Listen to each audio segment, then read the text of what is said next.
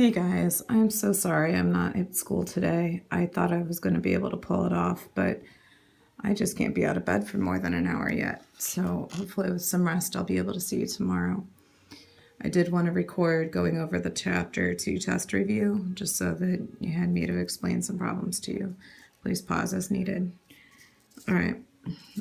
This will be on Schoology as well, so if you need to look it up yourself later, that's fine. All right, so number one, 20% of 120 is what number? So two options for setting that up. I've got 0.2, so the percent as a decimal, times 120, or 20 over 100 equals x over 120. So there's your proportion, and you can see there the answer in the blank is 24. For number two, the equation was 15, I'm sorry, the question, 15 is 15% of what number? So 15 equals 0.15x, or there's your proportion, and your answer was 100. You could see that hopefully pretty clearly when you set up the proportion. All right, I guess I didn't leave the variable in place there, but I liked how it just worked itself out. Number three, 8 is what percent of 64? So 8 equals p times 64. P over 100 equals 8 over 64. And so that would be, it's 1/8 is the answer really, because 8 over 64, that's 12.5%. All right. Number four, estimate 60% of 52. So I wrote down a couple of different ways to do that. The first one here, you can round 52 to 50, and we're taking 0.6 of that. I also wrote down the 10% of 5.2, or the 10% is 5.2, so 5 times 6 is 30. So a couple of ways to think about that. As long as your answer is reasonable, I'm okay with that. For instance, with number 5, when I first read that and didn't look over at the answer, their answer is 52. I don't really like that answer. I would round that to 125 because 125 is a factor of 5. So does 130, but it just seemed more reasonable to me. I don't know. Maybe it's the flu. But I liked the estimate of 50. And that seemed a little bit more reasonable. The 52 is also fine. So either way there, I can be flexible on your test. And then here, estimate 215 of 18. So 200% is double. So if we double 18, we get 36. But if we estimated 18 to 20, that would be 40. And that's what the answer key had. I can see that since we went from 215 and I went to 200. You know, you don't want to discount that too much. So there you go. Like I said, as long as it makes sense, and if you don't agree with my grading, then come yell at me.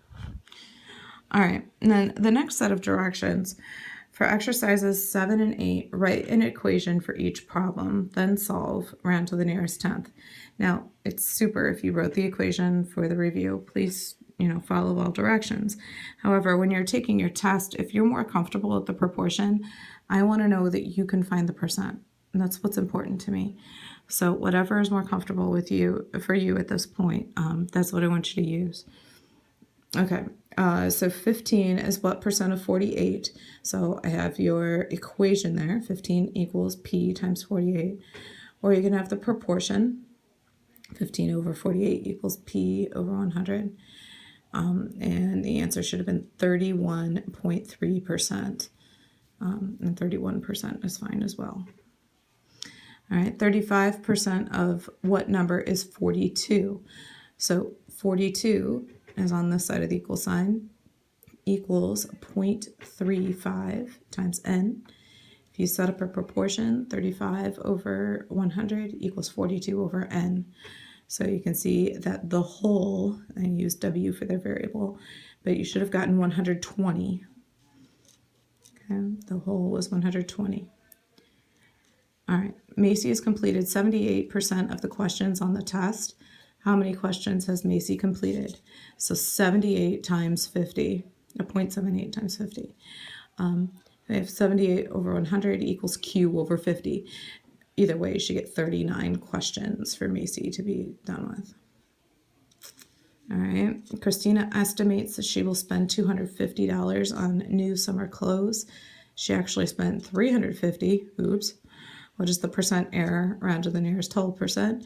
So the difference in her spending was $100. And then I put that over the $350, the actual amount. So the difference over the actual. And when you divide, that should be, sorry, sticking to the table, 29%. And I will apologize now for the quality of the video. I have to use my iPhone. My husband's out of town. I don't have his laptop. All right. Gregory predicts that 310 people will attend the spring play. There was an actual total of 220 people who attended the spring play. What is the percent error? Round to the nearest whole percent. So our difference was 90. 310 minus 220.